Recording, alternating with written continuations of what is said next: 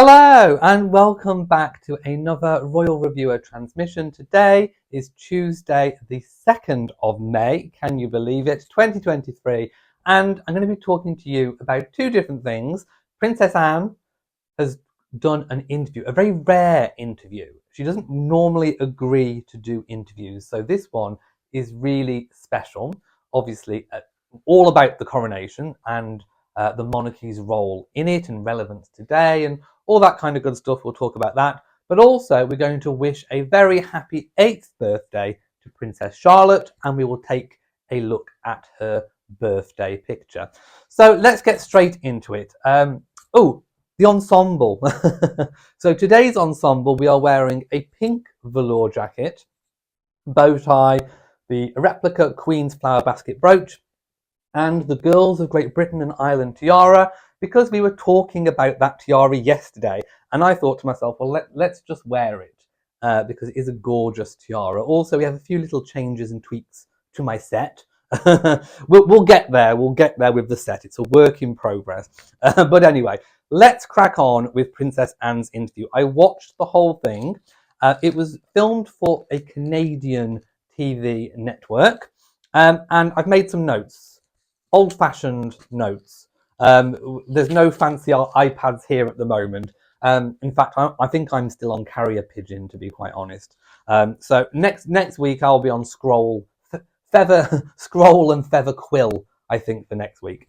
So anyway, it was recorded at St James's Palace. Now, if you were wondering why it was recorded at St James's Palace, that's because Princess Anne has a suite of rooms at St James's Palace, which acts as her office. So it was filmed in her sitting room at St James's Palace. She used to have rooms at Buckingham Palace, but because of all the resurfacing works going on, most of the royals that had offices in the palace vacated to St James. So that is why it is filmed at St James's Palace. And if you didn't know, St James's Palace is actually the seat of the monarchy. It's actually that is the palace. Buckingham Palace is kind of used more as the office, and it was only really considered a royal family home when Queen Victoria decided to move in and turn it obviously into Buckingham Palace. So St James's Palace is where it's all at. So Princess Anne kind of spoke a little bit of this kind of slimmed down monarchy notion that's been put out years ago. And one important thing, and this is where myself and Princess Anne completely align. She's no nonsense, she's no fuss. But in her view of the slimmed down monarchy, it's exactly what I have been saying on this channel for a long time. When Charles was first reported to be talking about a slimmed down monarchy, it was at a very different time. Since then, as Princess Anne suggested, it's not really relevant to today because via, shall we say, natural wastage, we have a situation where we naturally have a very slimmed down monarchy. We no longer have the Queen. We no longer have the Duke of Edinburgh. We no longer have Prince Andrew as a working royal. We no longer have Harry and Meghan as working royals. Plus, the Queen's cousins, who still do royal duties, are getting older themselves and eventually will either retire or expire. Retire or expire. That's a phrase, isn't it? maybe I'm gonna give that a black fan flap, I think. So there we go. Retire or expire. Which one are you going to do? And as we know, the royals don't tend to retire at an early age. So normally it's the expiration date that counts on a royal. So through natural wastage, as Princess Anne points out, you already have a slimmed down monarchy. So can you trim it and can you slim it even more? And I think that's the point that she was trying to make. So she was trying to say that it's not really relevant in today's world. She also, and I thought this was a very interesting point, she spoke about the royal rhythm of the year and that things didn't really change that much under her mother. And they didn't. Queen Elizabeth II was not a lady that liked to chop and change things and try different things. She stuck to tried and tested formulas, and that extended to, I suppose, the scope and the plan and the direction of the royal year. Of course, they would have Christmas at Sandringham, although Christmas back in the early years of her reign was spent at Windsor, but in later years it became customary to spend Christmas at Sandringham and part of the New Year. Then she would return to a working week pattern of sort of Monday to Thursday in London at Buckingham Palace, sort of working above the shop. Then she'd have the weekends at Windsor. Then, of course, the summer would be spent at Balmoral, and Princess Anne speaks very fondly of Balmoral, kind of saying that was her happy space, that's her safe and happy space, and she didn't really ever like leaving it. So the rhythm to the year, she said, is kind of up for change. No one really knows quite how things are going to pan out, and that correlates really, really nicely. So I'm just moving my glasses so you can't see the glare. That really correlates nicely with what I found out myself when I visited Windsor Castle earlier this year. And I spoke to Stan. This was at a time when people were saying that that the king was trying to change things at Windsor Castle because he was living there, and he wasn't. And I said this in an earlier video, and I'll repeat it again. I spoke to staff who said that they got very used to having the monarch living at Windsor Castle, but by the monarch they were talking about Elizabeth II, and they found it very strange now that there wasn't a monarch living there. And at the time, they indicated to me that there wasn't a regular royal pattern. And that correlates with exactly what Princess Anne is saying now.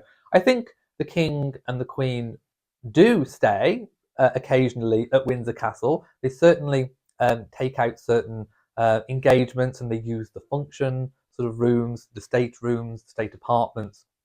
But in terms of having a full year kind of mapped out, I don't think that's been fully worked out yet.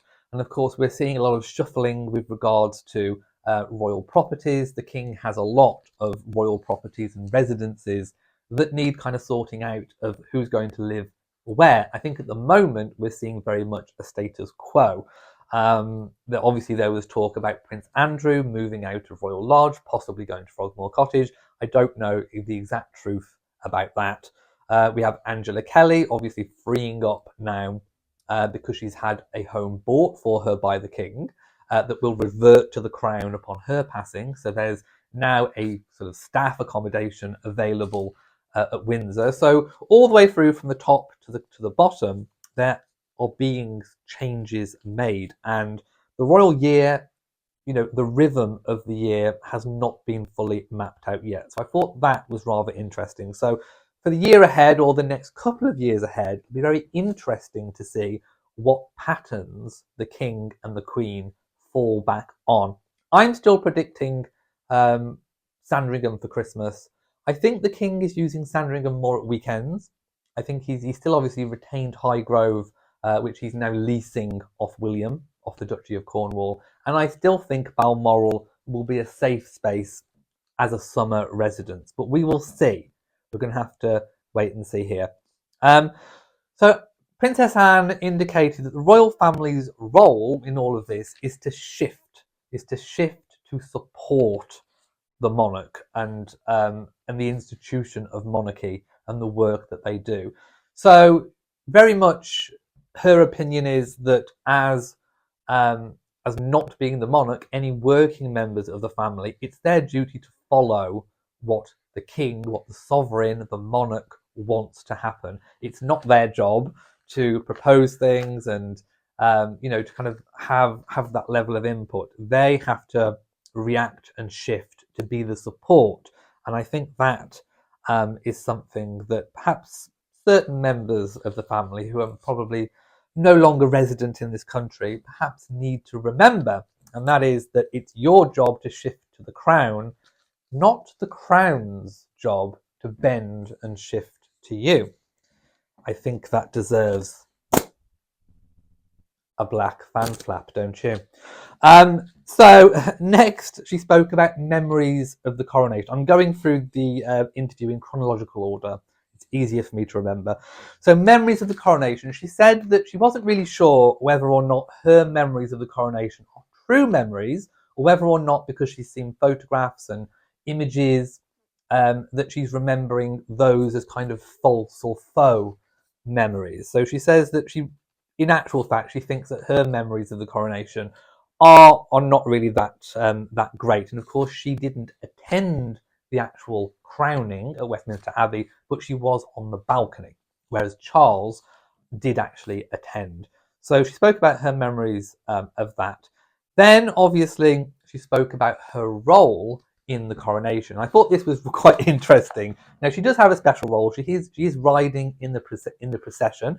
She's kind of, I suppose, classed as Charles's ceremonial close protection, almost camp de aide, if you like, which is a very prestigious role and position. And she was asked as part of her role, her military role, whether or not she would like to do it, and of course she said yes.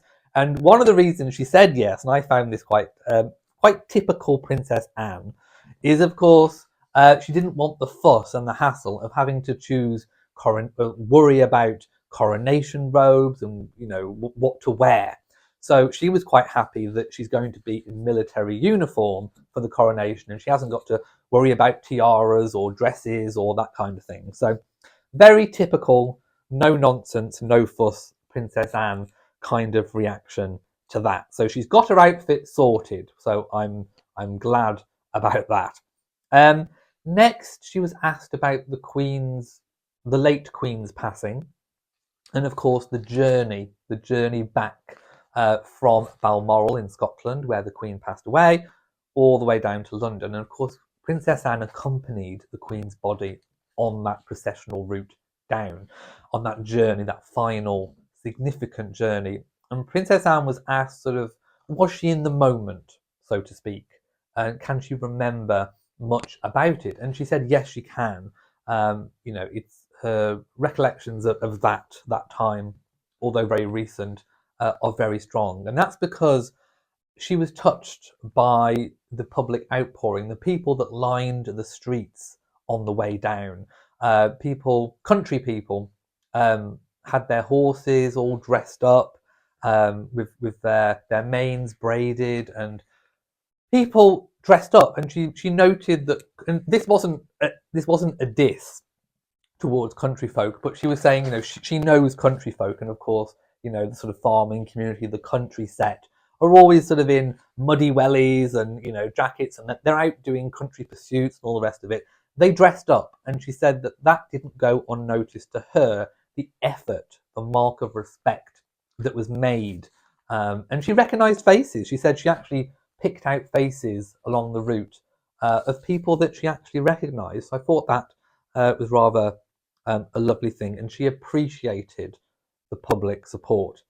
Um, I've already spoken about Balmoral being her happy place, and like I say, I think Princess Anne will be very disappointed if Charles does anything other than use Balmoral as still a royal family retreat for the summer, because it's a very special place, a place where she feels secure, welcome, happy, and as she put it, it provides a well-needed, complete relaxation at a point in the year when they often feel like they need it. Of course, the summer. It was pointed out that for many years now, she has been classed as the hardest working royal. Now, they measure that on number of engagements. Now, I know that in recent years, that is a little bit not false, but it's not the whole picture. Um, working royal engagements that you actually see a member of the royal family attend, like, I don't know, the opening of a hospital or going to a centre or a hospice or something, is very visual. You can see them. And I think Princess Anne very much views that traditional style of being a working royal, which of course she's done since she was 18. She went straight into being a full-time working royal. So that is a lifetime of dedication and service. Often people speak about a lifetime of dedication and service and duty. Princess Anne is a full example of that. And that is very much, I suppose, the traditional way of working. Nowadays, we see a lot, probably fewer physical engagements from royals, but perhaps more involvement. A lot more goes on behind the scenes. And I think that is a new working sort of emergence of how the royal family are going to work in the future, kind of fewer, which also may fit into the kind of slimmed down monarchy concept, but yet maybe a little bit more in depth. And we can see the more in depth approach by, for example, how the Princess of Wales is now conducting work with the early years. It's taken a lot of years to do lots of research to be able to get to a point where you're physically doing something. That's not to say that royal visits in the style of Princess Anne and the more older guard are not valuable, because they are, you actually see the working member of the royal family. They are palpable. People get to see them. They get to see the work. And she spoke that the media doesn't really cover the work. The hard work is going on, but it's not necessarily covered. So I'll leave you to decide whether or not the sort of new approach or the old approach is best. But certainly Princess Anne leaves us in no doubt that she still favours the kind of boots on the ground approach. You have to be seen to be believed, very much in the style of Her Late Majesty. So I thought that was quite interesting as well. They spoke about the pandemic and how it had robbed people, stolen a lot from people. And they spoke in particular about elderly people, the older generation, who she feels had the most stolen from them. And in particular, her father, the Duke of Edinburgh, because in his final years, she said people that perhaps would have gone to see him weren't able to. And I think that is quite sad. So the pandemic is going to get a black fan flap from me. I think it's the wrong way round. I'll do it again. There we go. It's going to get a black fan flap from me. We don't like the pandemic. So yes, Princess Anne does feel that it did steal a lot from people, in particular Philip. Now, I think another key feature of the interview was about the monarchy's relevance to today. And Princess Anne leaves us again in no doubt in her mind that she thinks that the monarchy is relevant, but it's always okay to question how the monarchy operates. So she definitely sees the benefits of having long-term stability, and that's what she speaks about. This is a constitutional monarchy. So you have the monarch, you have the constitution, and you have the family. And that is all linked together through continuity and service.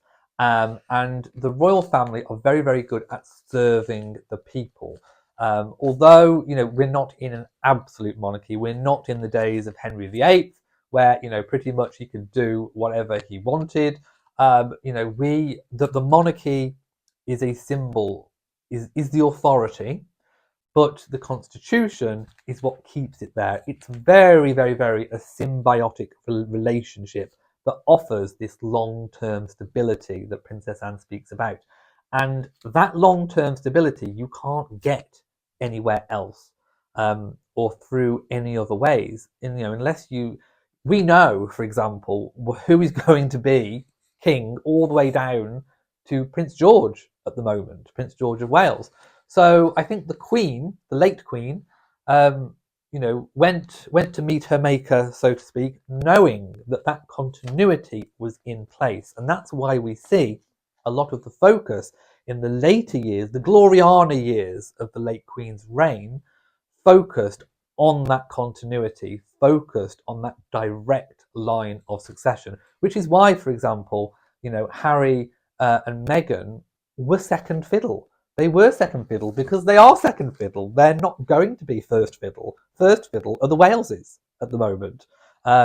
So it makes sense.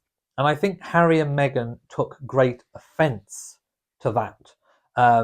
And they needn't have done, because it's the normal order. Princess Anne doesn't have a problem with she's not attention grabbing. She doesn't want attention. She's very, very, very low key, and she's only doing this interview because it's a time of great change. It's a time of significance, and the king can trust his sister implicitly and know that she will give that support to the monarchy whenever it is required, with nothing wanted in return for that, no personal gain, shall we say. She says that with Charles, you know what you are getting, and that is true. He's been on the world stage for a very long time. If you go back to my this last Christmas's Christmas message, I spoke about that continuity, that familiar face in an often discombobulated world, I think was my phrase of how I put it. And we have a very discombobulated world, and it's very comforting and very stable to have a familial face that we know what he's into, we know what he supports. Unlike Her late Majesty, who we don't really know her personal opinions on things. Through being the longest serving Prince of Wales in history, we do know what he thinks about the environment. We do know what he thinks about architecture. We know a lot of things about him, so we know what we're getting. And I'm going to link back to recent polls that show that support for the monarchy is very, very high, but perhaps it indicates that people still want a continued change. And I keep thinking back, that they want the monarchy to be a little bit more outspoken. Well, I don't agree with the people. I'm going to give the people are going to get a black fan, I'm afraid, from me. So this black fan is for the people, to the people, because I think the reason, in the same poll, Queen Elizabeth II was the highest regarded royal family member. And I'm thinking, well, the reason why she was the most regarded royal family and respected member is because she didn't say much. She didn't really show or voice her opinion. But now suddenly we want King Charles to be voicing his opinion. Do we? Do we really? If he started to voice his opinion, I'm sure he would be shot down in flames and his popularity would drop. So I actually think that we need to see a little bit more of the way that the Queen, the late Queen, operated with regards to showing her opinions on things.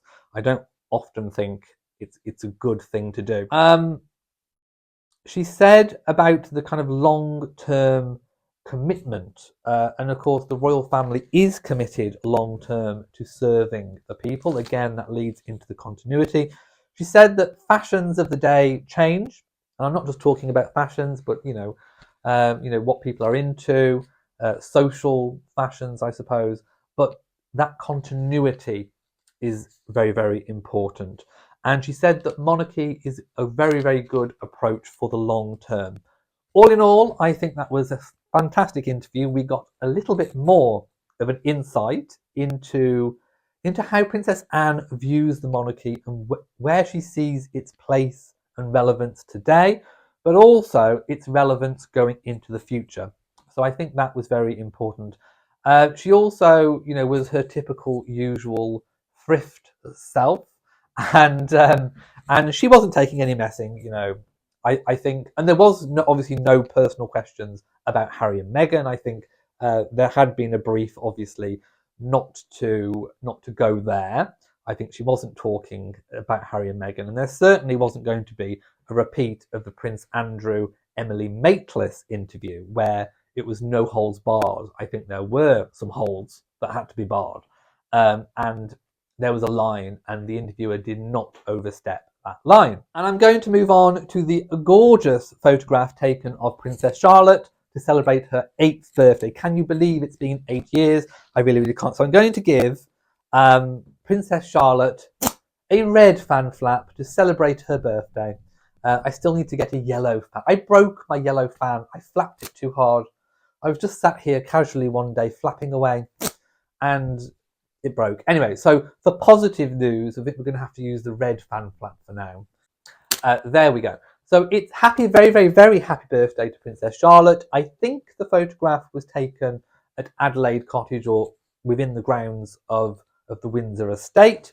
It's a very gorgeous photograph, very natural, of course. She's losing teeth and teeth are growing in. Lots of people are talking about the fact that she really resembles, or she's looking more like Big Willie, as I'm going to refer to him from now on. Very handsome Willie. Lots of viewers agreed that he looked very handsome in that photo on the bikes. I think he got a lot of people's fans flapping. People needed to cool down, definitely. Anywho, she is looking very much like her father, who in turn I think looks like Princess Diana in certain aspects of his face. And I think that Charlotte, as she gets older, is going to look more and more like Princess Diana. I can see Lady Sarah Chateau. Many people can see that, and perhaps a slight resemblance, of course, to Her late Majesty. But I can see Diana. I can definitely 100% see Princess Diana at a similar age. So obviously hair colouring is a little different. I think she gets her mother's her Catherine's colouring with regards to the hair. But no, I think she's looking very happy, healthy child who looks like she's living life, and she has kind of, I suppose, like a cheeky, almost maybe a Prince Harry-esque kind of demeanour. Also, a little touch of the Princess Anne's, I think, about her. I don't think she's going to take any messing. So we could see a little bit of personality coming down from perhaps Diana, because, of course, Harry had her cheeky personality as well. So I'm seeing a little bit of resemblances from all over the place. Let me know in the comment section what you think. But regardless of what you think, happy birthday to Princess Charlotte. And I hope she's having a fantastic day. Lots of cake, balloons, you name it. Just have an amazing day. So from myself and all of the Royal Reviewer viewers, happy birthday, Princess Charlotte. And on that note, I think I'm going to leave it for today. So thank you for watching this video. If you have enjoyed it, then please give it a big old thumbs up. Don't forget to share on social media. And of course, do hit the bell so that you know whenever I upload a new video. So I hope you've enjoyed my musings. Mwah to you all, and goodbye.